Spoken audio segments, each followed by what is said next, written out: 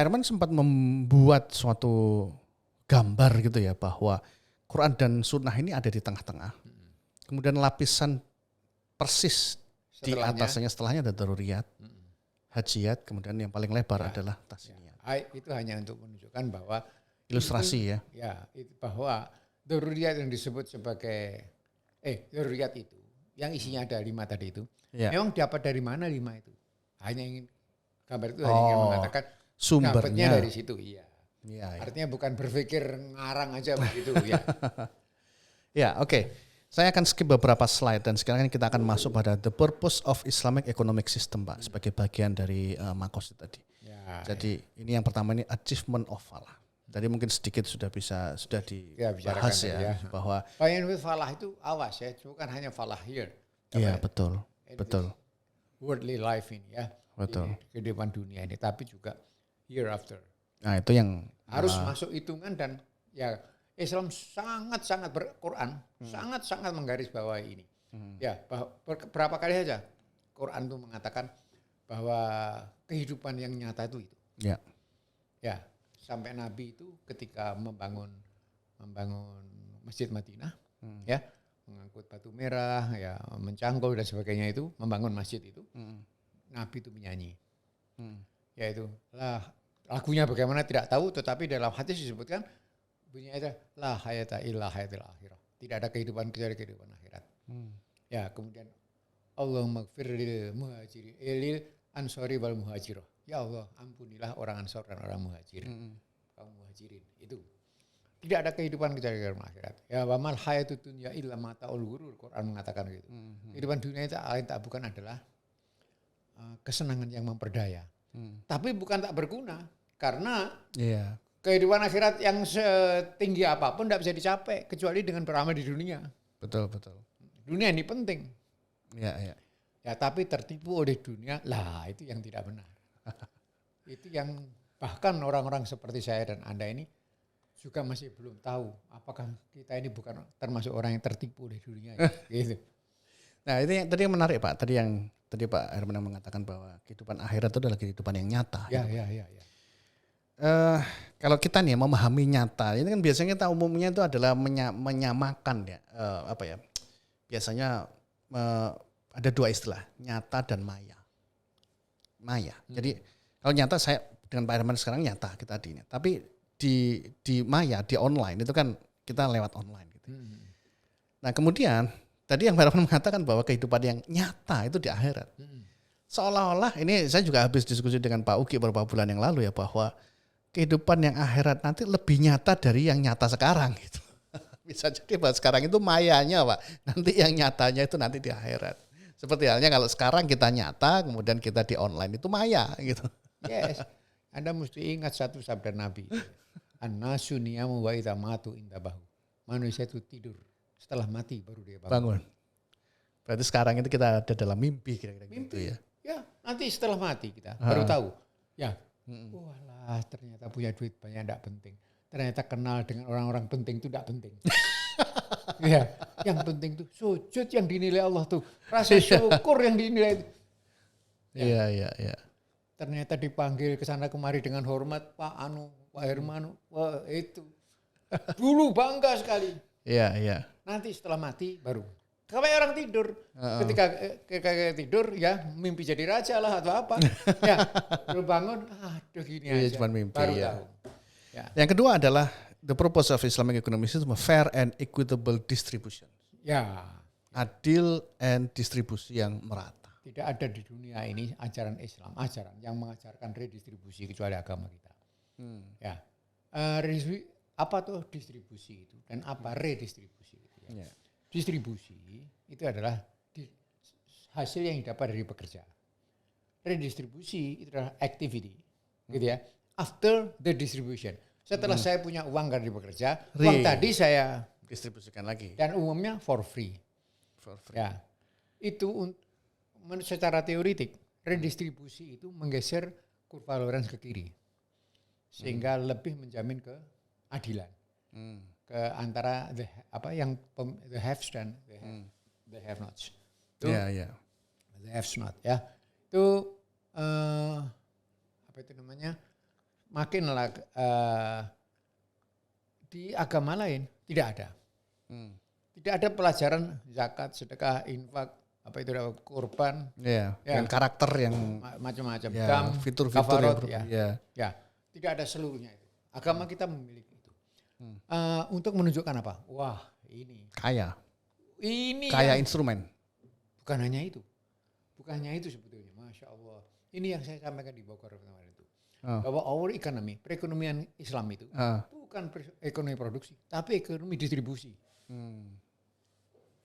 Ya, kata produksi hampir-hampir tidak ada di Quran, atau ada sekali dua kali, itu pun setelah ditafsirkan. Tapi kata sedekah itu hampir setiap halaman dalam Quran. Apa yang tujuan sedekah itu? Hanya increasing purchasing power. Ya. Kurva demand ke kanan. Gitu. Bergeser ke kanan. Iya.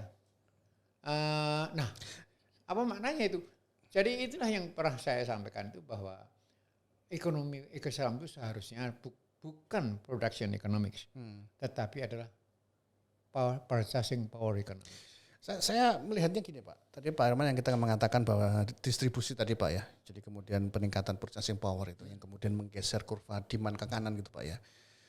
Saya kira ini menarik sekali karena begini kan Pak, kalau kita melihat dari sisi supply Pak ya, supply ini kan dari produksi Pak ya. Produksi in many example itu kan sangat tergantung. Misalnya produksi pertanian tergantung dari alam, tergantung dari macam-macam gitu. Yang kita perlu advancement teknologi dulu, baru kemudian kurva supply itu dengan cepat bergerak ke kanan gitu kan Pak ya. Dengan adanya pelajaran tentang redistribusi ini yang kemudian mempercepat demand itu ke kanan, maka pricing itu sebetulnya akan bisa lebih konsisten. Karena demandnya ke kanan. Karena supply-nya itu kan bergerak lambat ke kanan Pak ya. Kalau supply-nya bergerak lambat ke kanan dan demand-nya itu kita arahkan untuk selalu distribusi terus, ini kan selalu ke kanan terus Pak. Jadi supply-nya itu lambat tapi jangan lupa kalau supply itu tidak bergerak dan demand bergerak, itu inflasi harga bisa naik. Ya. Tapi kalau misalnya tidak ada ajaran tentang distribusi, berarti berantakan itu. Inilah makna daripada surat Al-Hasyr ayat 7 itu, kaila yakuna tu la tambayna minkum. Artinya apa? Artinya bahwa sebetulnya redistribusi itu akan secara langsung maupun tidak langsung akan mengatur pricing-nya ini Pak, supaya akan tetap di equilibrium atau tidak dinamik dengan karena sangat pricing fluktuatif. itu kan sunatullah. Price itu terbentuknya harga. Terus Rasulullah mengatakan innallaha huwal musa'ir. Allah lah yang menetapkan harga. Lanjut Pak ya. Jadi yang ketiga sekarang, bahwa purpose of Islamic ecosystem itu adalah provision of basic human needs. Ya. Jadi gini, Islam itu sakjane ya. Sakjanya ini. Sakjanya. Bahasa Inggrisnya apa sakjanya itu? Apa? To tell you the truth. Likely atau apa itu? Enggak dong. I don't know. Actually, ya. Tapi itu semuanya tidak bisa menggambarkan sakjanya. Ini hanya orang Jawa yang tahu Pak. Bahasa Indonesia apa? Sebenarnya gitu ya. Sebenarnya gitu ya. Apa topik kita ini? Provision of basic human needs. Ya, sebetulnya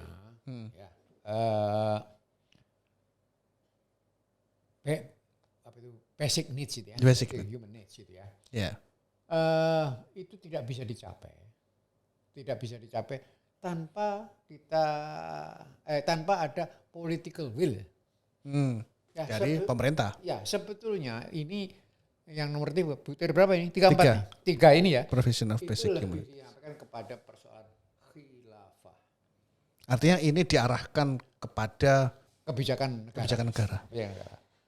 Ya, yang dalam istilah Arab disebut khilafah.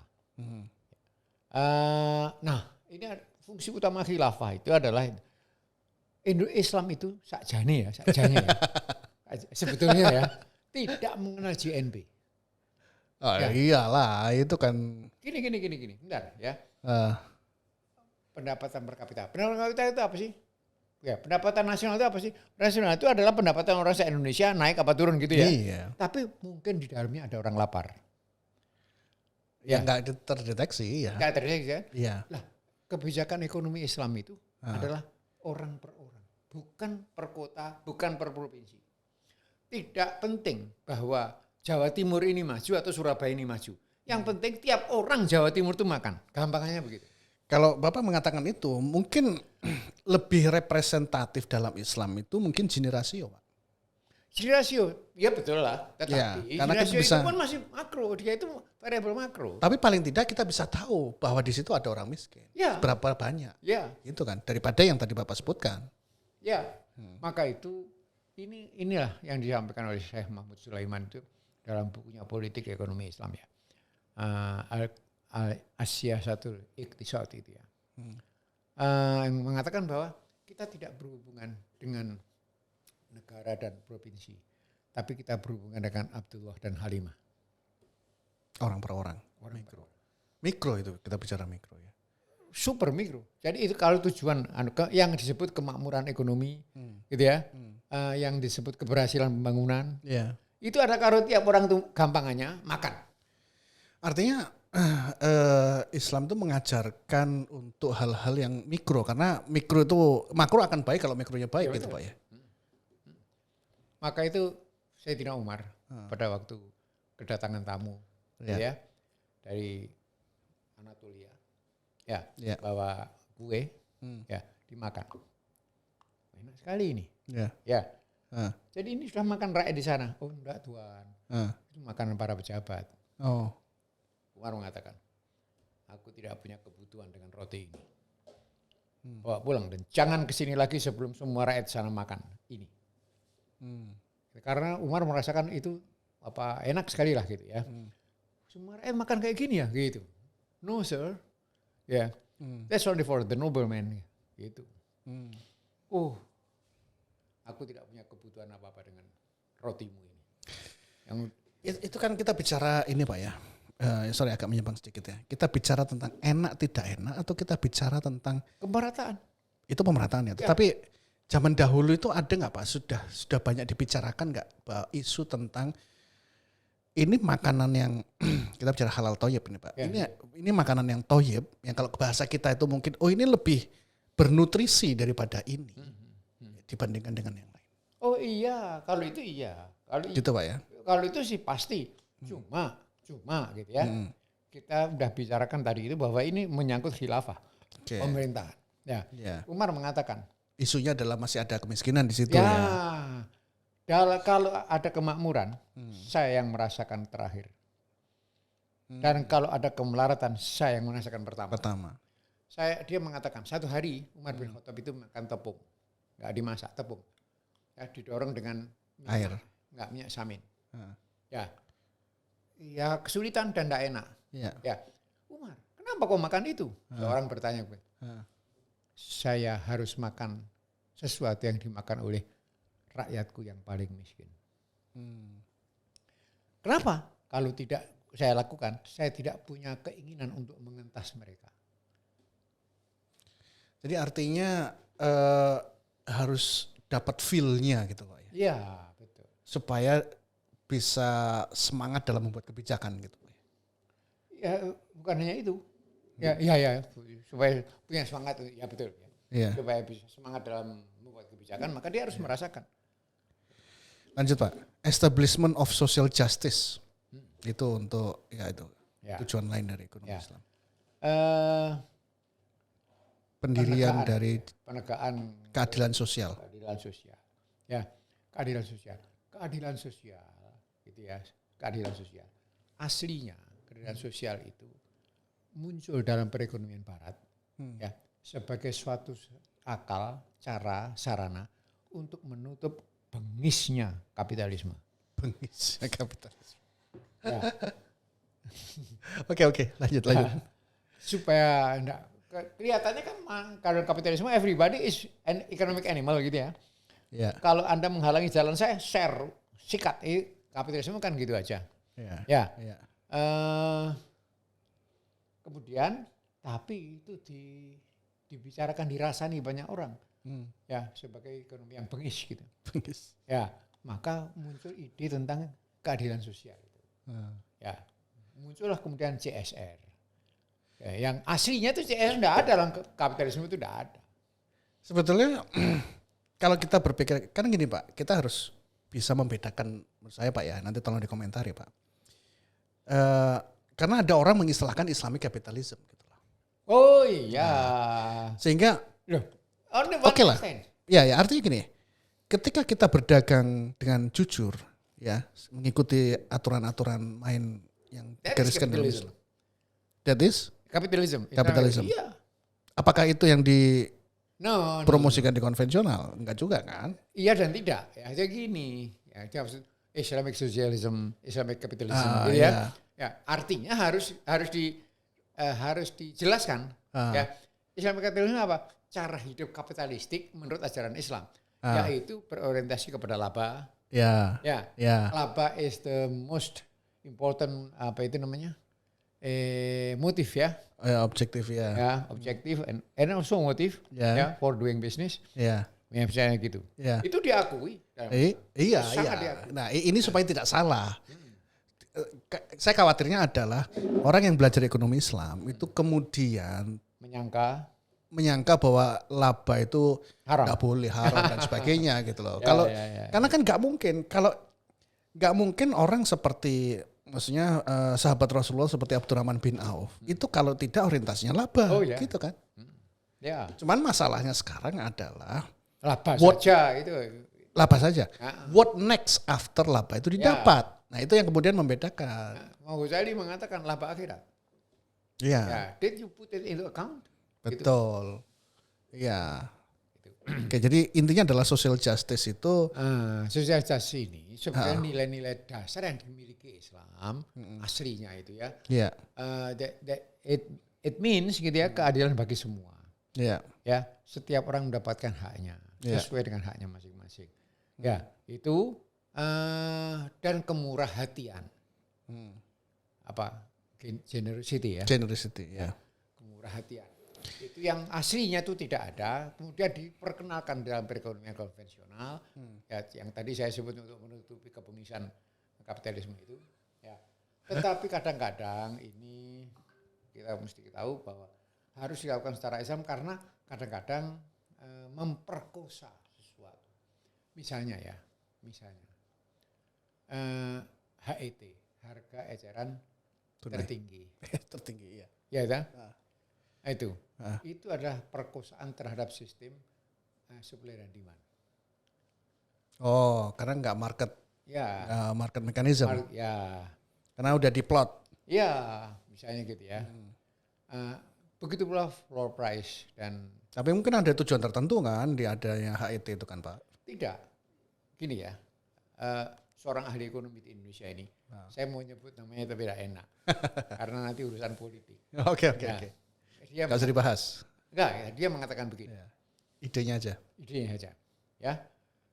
Kalau harga beras tinggi, petani makmur, wajar.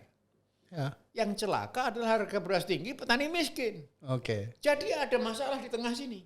Tata niaga namanya. Betul. Ya. Nah, ini dia.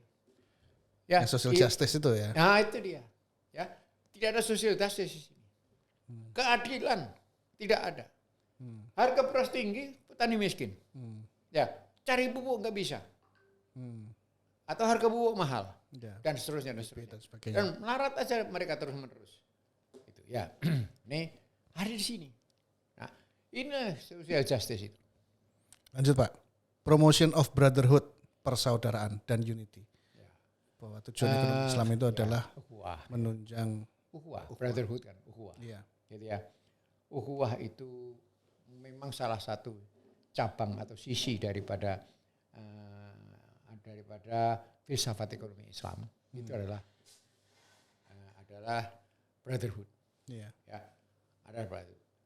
The feeling that you are my brother. Yeah. Ya, everybody is my brother and sister. Yeah. Semua orang tuh bersaudara. Yeah. Ya, inilah yang dimaksud oleh Rasulullah ketika beliau mengatakan bahwa sesungguhnya sekelompok kaum muslimin itu seperti sebuah badan. Bagian manapun yang sakit akan dirasakan sakitnya oleh bagian yang lain. Yeah. Gitu. Yeah. Brotherhood itu isinya apa? Isinya adalah saling bantu, merasakan penderitaan orang lain. Iya. Dan ini wujudnya yang paling nyata secara ekonomi adalah redistribusi. Betul, betul. Itu. Infak, sedekah segala macam itu ya merasakan penderitaan orang, kekurangan orang. Iya. Ya. Ini hadisnya banyak sekali, ayat Qur'annya banyak sekali tentang infak, tentang sedekah. Iya, iya. Ya, itu sesungguhnya itu sudah adalah alat untuk mewujudkan brotherhood, Iya, iya. rasa bersaudara. Dan juga Islam juga mendorong ini ya, apa artinya bahwa kita itu seperti bangunan yang kokoh gitu Pak. Itu nggak akan mungkin ketika tidak ada brotherhood yang kuat gitu kan Pak ya. Ya. Innallaha yuhibbul ladzina yuqatiluna fi sabili ya kan? Saffan ka'annahum bunyanun marsus. Ya. Seperti bangunan yang kokoh. Iya. Gitu. Lanjut, achievement of moral and material development.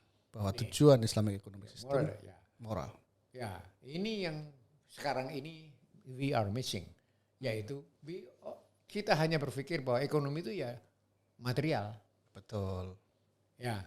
Betul. Kalau mau ngomong material moral, jangan bicara ekonomi. Ya. Perdagangan. Betapa banyaknya kita mempunyai pengalaman misalnya. Tapi orang konvensional sendiri kan juga ketika berdagang pasti mau nggak mau mereka pakai moral juga kan. Oh yes, but the basic lesson from there, discipline doesn't say that. Contoh ya, di dalam ekonomi konvensional ya, tidak pernah dibicarakan kepemilikan. Kepemilikan, ownership. Ya, ownership tidak ada. Jadi tidak peduli yang dijual itu milik kamu atau bukan. Pokoknya laba. Ya. Ekonomi konvensional itu kalau kita dari bisnis, itu pelajarannya cuma 3 kata saja. Kalau Anda hafal 3 ini, Anda lulus sudah. Nomor 1 laba, nomor 2 laba, nomor 3 laba. Udah, itu aja. Ya, jadi bisnis. Oke. Gitu ya. Kalau dari teori ya, belilah seekor burung beo. Ajarilah 2 kata, yaitu supply dan demand. Maka Anda sudah menciptakan seahli ekonomi. Artinya apa? 1, 100% duniawi. Nomor 2, 100% materialistik. Gitu ya. Sudah itu saja. Ya, padahal Islam itu ditegakkan atas kesadaran bahwa we will have another life after this life. Itu kan. Betul. Maka itu tidak ada gunanya sama sekali. Salah satu cabang terkecil dari sistem ekonomi Islam atau pelajaran ekonomi Islam yang tidak mempertimbangkan moral. Maka itu di mana-mana saya katakan apa Pak bedanya marketing Islam dengan marketing tidak Islam ya. Di dalam marketing yang konvensional ya kewajiban Anda memuji barang. Di dalam ekonomi Islam kewajiban itu menceritakan aib barang. Sedangkan memuji itu boleh asal tidak bohong. Ya. Luar biasa nih. Coba dielaborasi Pak. Karena jarang gitu ya kita menerima pelajaran marketing syariah gitu ya. Yang kemudian ini ada barang nih. Terus kemudian Pak Herman sebagai calon pembeli, saya menjual laptop ini gitu. Pak ini laptopnya Pak, kekurangannya adalah ini. Kata Rasulullah apa? La yahillu li ahadin ba'a syai'an fi aibun min akhi illa bayana. Tidak halal. La yahillu itu tidak halal. Tidak halal itu artinya haram. Ya, tidak halal seseorang menjual sesuatu yang punya cacat kepada orang lain tanpa dia terangkan. Gitu ya. Walaupun tidak ditanya. Jadi ini Pak sepeda motor saya jual Pak. Itu di ban depan itu Pak, itu ban dalamnya tempelan 13 misalnya gitu. Ya. Itu wajib menceritakan aib, sedangkan memuji boleh asal tidak bohong. Ya, maka itu testimoni testimoni ya. Pemakai obat ini, si A sudah sembuh, si B sembuh, ya asal tidak bohong boleh. Ya, tapi yang tidak sembuh juga harus cantumkan supaya adil. Ya, si F berobat 2 tahun nggak sembuh, misalnya gitu. Tapi gini Pak, nah ini khususnya tentang itu ya. Kalau menceritakan langsung sembuh itu kan relatif mudah ya. Dan memang dia tidak bohong, memang sembuh ya. Ya. Tapi kalau kemudian menceritakan yang tadi yang jeleknya ya, saya 2 tahun nggak sembuh. Tapi dia sendiri kan nggak tahu sebetulnya penyebab tidak sembuhnya itu apa, karena dia bukan seorang dokter. Iya. Sehingga tapi kemudian yang dia bisa lakukan adalah saya 2 tahun minum ini nggak sembuh. Iya. Itu kalau dibaca orang, Pak. Ya, waduh, 2 tahun nggak sembuh tanpa ada keterangan tambahan ya. Bisa jadi nanti produsennya itu dirugikan, yang jual itu dirugikan karena testimoni tersebut itu akan membuat orang tidak membeli obat itu. Iya memang. Maka itu Nabi mengatakan aib harus diceritakan. Kekurangannya harus diceritakan. Artinya begini Pak. Tidak cukup kemudian si pasien tadi itu mengatakan bahwa saya minum obat ini 2 tahun nggak sembuh, kondisi saya seperti ini. Saya berat badannya sekian misalnya, saya kena penyakit ini, dan itu harus dijelaskan juga. Oh iya. Jadi supaya apa? Supaya informasinya itu lengkap. Karena kalau pembaca yang lain melihat, itu kesehatannya kayak gitu. Aja. Ya, itu saya nggak sakit itu kok, saya nggak sakit itu kok. Mungkin dia akan beli. Ya, oke kita ubah. Misalnya saya nulis novel, misalnya, nulis novel. Saya undang orang untuk menyaksikan, untuk testimoni. Novel bagus. Novel bagus. Nah, yang bilang novel jelek harus cantumkan. Gitu. Saya baca ini adalah 3 halaman bosan saya, misalnya gitu ya. Itu harus cantumkan. Tapi itu kalau tidak, itu namanya bai'un najas itu ya itu. Najas itu kalau zaman kuno dahulu, adalah barang ini ya harganya 10.000. Saya panggil 10 kawan saya suruh membeli 10.000 supaya orang lain membeli 10.000. Najas itu apa fake demand. Fake demand. Nah, ya kayak jual obat lah di masjid-masjid yang dulu. Obat atau bukan obat. Ya. Nah, dalam model zaman baru testimoni. Ya, hanya dikerahkan yang memuji saja. Itu. Ya, maka itu saya punya buku, tidak ada testimoninya. Tapi orang yang misalnya buku ya, Pak Herman kemudian mencantumkan juga testimoni orang yang tidak atau melihat buku yang nggak terlalu bagus. Ya. Ada baiknya dia juga menjelaskan tidak bagusnya di mana. Oh ya, yang akan saya buat hanya yang mencantumkan. Ya, tidak bagusnya di mana supaya orang lain itu tahu ada pembelajarannya. Tidak sekedar buku ini nggak bagus. Bisa kalau bisa. Nggak bagusnya di sisi apa? Mungkin juga yang memberi komentar tadi bukan orang yang ahli dalam. Nah, bisa jadi. Iya, ahli fisika mau coba buku ekonomi. Nggak bagus ini. Tapi jangan lupa ada ahli-ahli fisika itu yang jadi ekonom. Gitu. Tidak sedikit ya. Ya, itu. Tapi gini Pak. Ini menarik ini ya, ketika tadi disarankan bahwa kita harus menjelaskan masalah yang jeleknya. Iya. Kalau kita dari perspektif ini Pak ya, ekonomi, dari sistem kita bicara tentang, ini kan spesifik ke keuangan Pak ya. Dan lebih spesifik lagi itu adalah kepada true price, harga yang sebenarnya. Karena dengan arahan bahwa kita harus menceritakan yang jelek, sebetulnya adalah mendorong pricing itu kepada pricing yang betul-betul very much represented by the object. Ada komentar nggak Pak? Oh iya. Setuju kan? Oh, ya pasti setuju. Karena kalau dibagus-baguskan nanti kan jadi bubble. Ya, jadi bubble dan akhirnya menjadi terpaksa. Setelah sampai di rumah, barang jelek begini gitu. Ya, orang bertanya, loh Pak, kalau ceritakan aibnya nggak laku Pak. Ada yang bilang begitu. Iya, umumnya kan begitu. Bukan nggak laku, saya bilang. Cuma laku murah. Saya bilang gitu. Supaya laku mahal gimana Pak? Ada 2 cara. 1, jualah barang bagus, pasti mahal. Nomor 2, tipulah konsumen. Anda pilih mana? Ya. Lanjut Pak. Oke. Yang ke-7, circulation of wealth. Itu ya sudah kita bicarakan tadi. Ya. Maaf, bukan. Tadi itu distribution. Ini distribution ya. Inilah yang apa itu namanya? Inilah yang dinyatakan dalam surat Al-Hasr ayat 7 itu. Iya. Ya.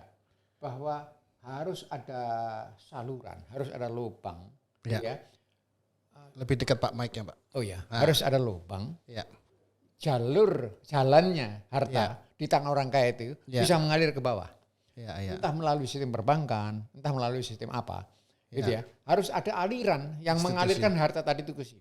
Jangan sampai harta itu satu menganggur, ya, menjadi hoarding. Ya, nomor dua adalah terkumpul di tangan orang kaya saja tanpa ada saluran ke orang miskin.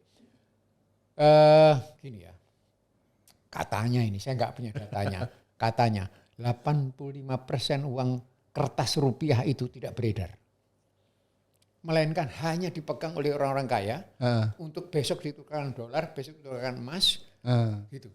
Hanya untuk itu saja. Speculation.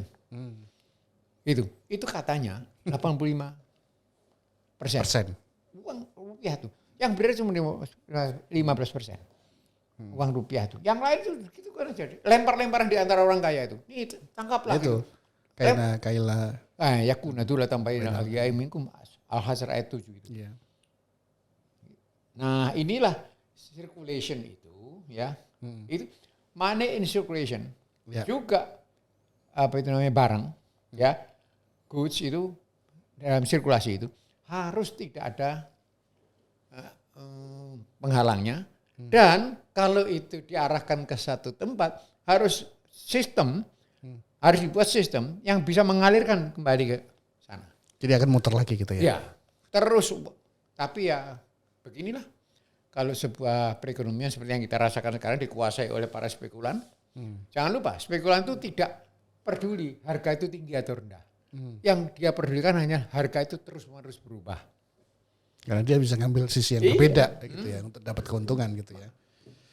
Oke, yang nomor 8 adalah elimination of exploitation. Nah, ini sebetulnya mewakili riba dan konco-konconya. Three satanic